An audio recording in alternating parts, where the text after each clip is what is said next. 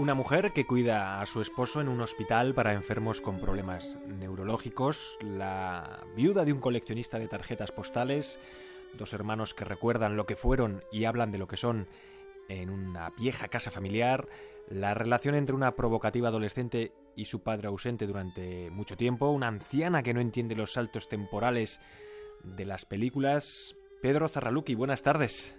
Hola, buenas tardes. Creo que esos personajes han sido su familia, entre comillas, digámoslo así, a lo largo de 4 años ya. Pues sí, 4 años para escribir un librito de cuentos. 11 relatos, 11 cuentos, que son los que se incluyen en Te espero dentro, un libro editado ahora por Destino. 4 años en los que se ha empleado a fondo con cada uno de ellos. Ha tenido tiempo para pulirlos bien. Pues sí, es que el cuento es un poco como la poesía, ¿no? O sea, requiere que cada palabra esté en su sitio, cada adjetivo, todo. Requiere de una precisión pues extraordinaria. Y me lo he tomado en serio. Claro, por eso me ha llevado tanto tiempo. Le iba a decir precisamente eso mismo. Me ha leído el pensamiento. Esos 4 años es una prueba de que usted se toma esto del relato breve muy en serio. Muy en serio. Sí, porque yo empecé como cuentista y luego me pasé a la novela y durante muchas novelas he traicionado el cuento y pensé que me tocaba volver a hacerlo. Imagino que a todos esos personajes les ha cogido cariño. Cada uno tiene sus peculiaridades, es verdad, pero todos son seres que, bueno, bajo mi modesto punto de vista, muestran su fragilidad, pero al mismo tiempo su fortaleza en momentos cruciales de sus vidas. Diría que esa es la característica que les une a todos ellos. Sí, la idea del libro era esta precisamente, era coger a una serie de personajes en un momento de crujido de sus vidas, donde todo va a cambiar, ¿no? Ellos no lo saben.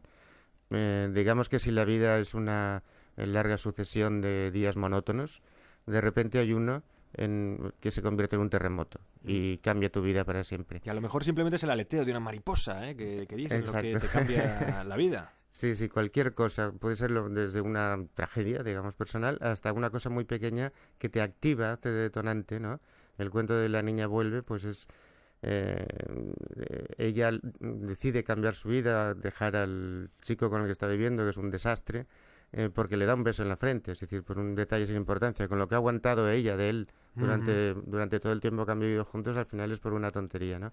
Pues eso, sea una cosa muy importante o sea un detalle, algo cambia, algo muy bestia va a cambiar. Bueno, también es verdad que en estos cuentos uno encuentra a menudo la figura paterna, un padre ausente, un padre muerto, un padre que bebe vino taciturno, un padre muerto. No sé, la figura paterna de verdad está presente en muchos de sus cuentos y parece determinar en muchos casos también el carácter de los personajes. Sí, es que al ser cuentos muy de vida privada, digamos, cuando lo escribía el libro me gustaba pensar que ellos estaban llevando sus vidas, los personajes, y yo les espiaba sin que ellos lo supieran. Entonces están muy relajados, o sea, hacen su vida íntima, su vida privada y claro, también su vida familiar muy relajadamente. Yo no quería intervenir en sus vidas, ¿no? Pero esto de la figura paterna no es algo consciente, por tanto, es algo que, bueno, pues sí, ha sido, bueno, pues que ha ido surgiendo con la escritura de los propios cuentos, sin más. No hay una decisión firme y previa a la escritura de estos cuentos, es decir, voy a reflexionar sobre la figura paterna. Esto ya lo hice en mi novela anterior. Igual es por inercial. Y por eso le iba a recordar a Kafka, a Rulfo, a Roth, en fin, pero bueno.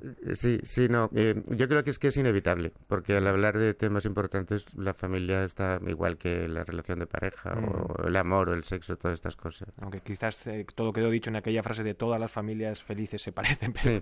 Pero bueno, cuando concedieron el premio Nobel a Alice Munro, Antonio Muñoz Molina nos decía aquí en El Ojo Crítico que en las historias de la canadiense, que creo que usted admira, por cierto, sí, era muchísimo. tan importante lo que no se decía como lo que se decía en los cuentos. Y en este sentido uno tiene la sensación de que las ausencias también en estos cuentos de Zarraluki, de los que estamos hablando, son igualmente importantes. Siempre planea la ausencia de alguien o de algo, ¿no? en estos cuentos. ¿Cree que la literatura está en aquello que se sugiere más que en lo que se escribe? Sí, sobre todo en el cuento. Bueno, es la famosa teoría del iceberg de Hemingway, ¿no? Es uno de mis maestros. Pesa tanto, es tan importante lo que no aparece como lo que el lector puede leer. Y el buen escritor sabe encontrar, a mí me gustaría pensar que a veces me sale bien, sabe encontrar esa resonancia de todo lo que no aparece, ¿no? Ese pasado que no está, no aparece en el texto, ¿no? Pero que pesa mucho sobre el personaje, y su ansia de futuro o su temor ante el futuro, lo que tampoco aparece por detrás. Eso haces y logras que el pasado y el futuro pesen mucho, es lo que da densidad al relato, ¿no? Y carga psicológica también a los personajes, me imagino. Claro. Sí, todos están condicionados por una serie de cosas que les sucedieron y al mismo tiempo condicionados por todo aquello que quieren ser o que inevitablemente van a ser. Y curiosamente uno de los personajes de los cuentos de Zarraluki no entiende precisamente eso, quizás las elipsis, las ausencias, los saltos temporales, ¿no? Esa anciana que al final... Sí, bueno, es una historia maravillosa sí. que sucedió realmente. Un amigo mío que es biólogo marino trabajó años en Galicia en un sitio de pesca y una mujer le hacía la comida y cuando ya se acabó su trabajo le regaló un televisor. Ella era analfabeta, una mujer maravillosa, pero analfabeta, y jamás había visto la televisión tampoco. Y se le ocurrió regalarle un televisor para que ella estuviera un poco conectada al mundo. Y la mujer no entendía las películas ni nada porque no sabía lo que era una elipsis. Entonces, si estaba en una boda y de repente el personaje estaba en un avión, decía, ¿pero qué ha pasado? No estaba en una boda. Bueno, ¿y hay alguna otra historia dentro de estos cuentos que sea real? Porque sabemos, por ejemplo, que la historia de Un Rincón, la de la viuda del coleccionista de postales que decía yo antes, se la regaló, entre comillas, su hermana Esther. Exacto. Creo que también Alex Aguilar le regaló la historia de la teoría del saltamontes. Sí, que es esta de la que televisión. Estábamos hablando. Sí. ¿Hay alguna historia que también sea real?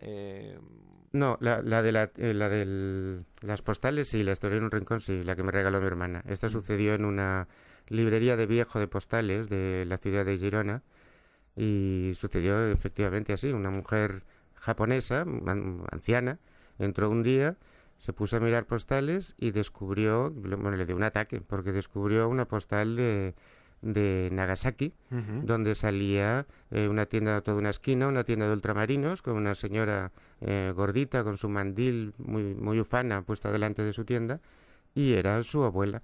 Y de todo aquello no quedaba, una foto, lógicamente, de antes de la bomba atómica, de todo aquello no quedaba absolutamente nada. Tremendo. Eso tiene que ser tremendo, vaya. Era ni registros documentales, es decir, lo único que quedaba era esa postal, que encontró esta japonesa en Girona, haciendo un viaje de turismo. Es lo que hablábamos antes de ese aleteo de la mariposa, es lo que hablábamos antes de ese beso en la frente, esa casualidad, esa mueca del destino que te espera al otro lado de la esquina y te sorprende. Los que aparecen esas muecas, decimos en Te espero dentro, en estos cuentos de Pedro Zarraluki. Uno de ellos es Suite para una sola voz, por cierto, que narra las horas que una esposa pasa junto a su marido en un hospital, ¿no?, para enfermos neurológicos, y que nació precisamente Pedro Zarraluki de las muchas horas que usted pasó también en una clínica haciendo compañía a quien define los agradecimientos como su querida Elvira. Dicen esos agradecimientos que en aquellas largas horas aprendió muchísimas cosas.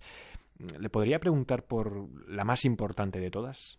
Sí, bueno, allí antes decíamos que los cuentos tratan de algo que cambia por un pequeño detalle o por algo trágico, ¿no? Este sería uno de los cuentos que es por algo trágico. Allí en la clínica Goodman, está aquí cerca de Barcelona, y es un centro maravilloso de rehabilitación de gente con parálisis, que por lo que sea, accidentes o lo que sea, que se han quedado pues con parálisis, ¿no?